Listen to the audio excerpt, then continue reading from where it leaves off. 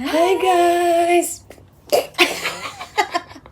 So, I'm Fel and this is Ate Shell. So, ito yung first ever vlog na gagawin namin before siya mag-fly at before siya maging Disney princess. Yeah. Aba, matindi! So, since yung fix na chocolate ay trending ngayon sa Dubai, And we also have here Pachi. Pachi, and Chocolala. So, ito po yung mga luxury chocolates ng Middle East. So, ito lang yung na-recognize kasi ito yung trending, but there have a lot. There have a lot. So, ang hirap mag-vlog pag may natutunan. So, ayun na nga guys. So, simulan na natin. So, ngayon, ang i-review muna namin is yung fix since ito yung viral today. So, first time din namin tong i-try. So, guys, arat! Isang A naman dyan. A! Galing akong, magboto. Sinong binoto mo, sis? Si Alice. Your Honor, hindi ko na po alam. So, mag-review na tayo. High heels on my tippies. Dough, say and Gabbana, that's on my titties. How me better. Ako na lang yung ano. So, ito yung fix. ASMR. So, may dalawa kami flavor. Hindi, we have a lot. But we're gonna try first Yeah. the kanafe. Kanafe. We have kanafe. Kasi ito lang yung sinasabi nila na parang Oh, ito worth yung it viral. na flavor. And we have also Kanafe of it. pick up pretzels. Yan, syempre na ko. So, since ito yung nagwa-viral na flavor, so yun yung i-review namin. So, guys, wala kaming mic. So, ang gagawin namin, hindi ko din alam. May mic tayo. Buong mic naman yun eh. So, ito yung Mic pa rin fix. siya.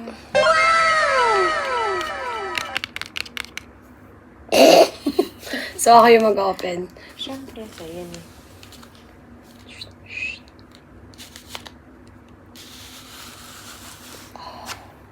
Satisfying. Okay naman nito. Okay naman nito. So, ito siya. May parang foil. Parang ang ganda ng packaging, guys. Parang worth it naman siya sa 68.25 AED. 70 dirhams. So, 70 AED dirhams na lang. Kasi, ano yun eh. Round off na. So, it's like, magkano sa peso tayo? Basta 1,000 plus. Pero sa, nag-pre-order sila. Parang lowest na yung nakita ko is 1,400. Oh, pero, yung iba, 2,000, di ba? Tama.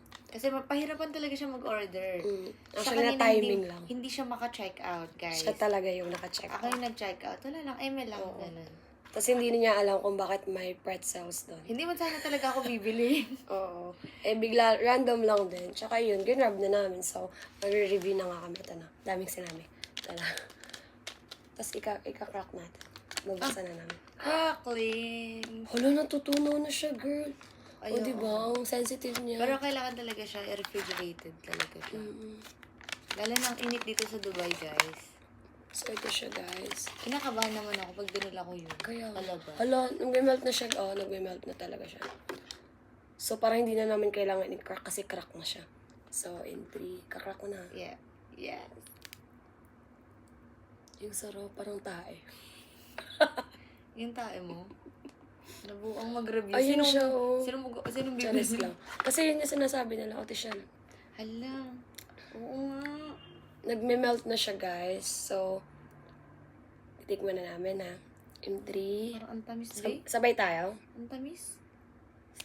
Ala? Sige, dyan na lang tayo kakain. Kasi para hindi masayang. Hala, nagme-melt na siya. Ay, shucks, sayang. Sige. Sarap.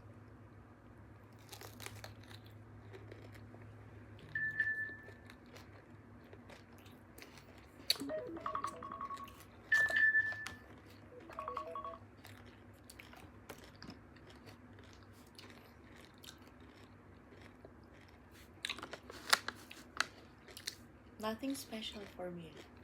Wait lang. Hindi ko alam kung feel mo yun. Wait lang. Pero parang nothing special lang. Crispy lang talaga siya. May crispy fry. Okay lang. Hindi siya worth it for 1,500. For me, okay lang. Rate mo from 1 to 10. Ano sa'yo? 5? 6? Ako siguro, kasi mahilig ako sa chocolate eh.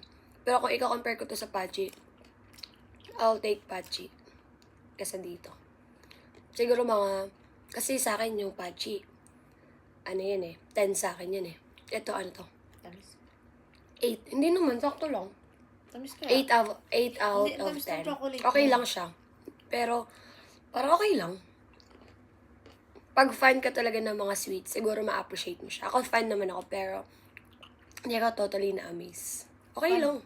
Parang yung chocolate niya, Galaxy. Yung milk chocolate. Yung melted na. Minelt lang.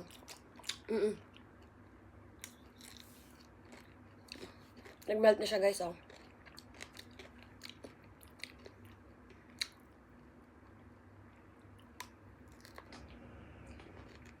Mas masarap siguro siya kung dark something. Yung chocolate niya, no? Ay, may trivia pa kala kami, guys. Nakita lang namin sa TikTok. Sabi nila, ang creator daw ng Fix Chocolate is from Philippines. So, kabayan natin siya. Isa siyang Filipino chef. Tapos, binili lang to. Kasi hindi lang, ang alam ko talaga, hindi siya na-acknowledge na siya yung gumawa nito. Kasi binayaran siya, ganun. Binayaran siya na malaki.